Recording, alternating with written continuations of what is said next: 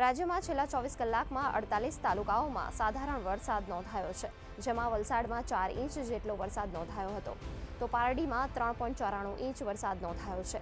દરમિયાન હવામાન વિભાગે જણાવ્યું હતું કે આગામી 7 દિવસ રાજ્યના દક્ષિણ ગુજરાતના અનેક વિસ્તારોમાં હળવાથી મધ્યમ વરસાદ વરસી શકે છે।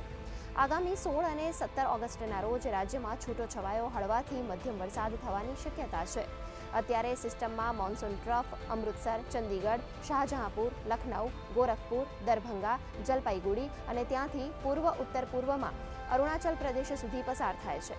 અપર એર સાયક્લોનિક સર્ક્યુલેશન હવે કચ્છ અને આસપાસના વિસ્તારોમાં સરેરાશ દરિયાઈ સપાટીથી 3.1 કિલોમીટર ઉપર છે, જેના કારણે વરસાદનો માહોલ સર્જાયો છે।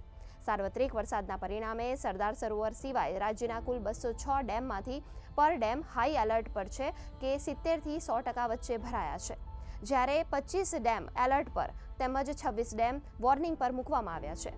આજે રાજ્યના તાપી, નવસારી, ડાંગ, વલસાડ, દમણ અને દાદરા નગર હવેલીમાં છૂટાછવાયા સ્થળોએ ભારે વરસાદની આગાહી વ્યક્ત કરવામાં આવી છે। आने वाले 7 दिनों के लिए जो गुजरात स्टेट के लिए फर्स्ट इसमें गुजरात स्टेट के सारे डिस्ट्रिक्ट कवर है, जिसमें लाइट टू मॉडरेट रेन का पूर्वानुमान है। और वार्निंग की बात करेंगे तो आज देवन के लिए जहाँ पर हैवी रेनफॉल की वार्निंग है वो डिस्ट्रिक्ट है नवसारी, वलसाड़, तापी, डांग और दमन और दादरा नगर हवेली, जहाँ पर हैवी रेनफॉल की वार्निंग है। और साथ में थंडरस्टॉर्म की वार्निंग है, जिसमें गुजरात स्टेट के सारे डिस्ट्रिक्ट कवर हैं और जिसमें विंड की स्पीड होगी वो 30 से 40 किलोमीटर पर आवर।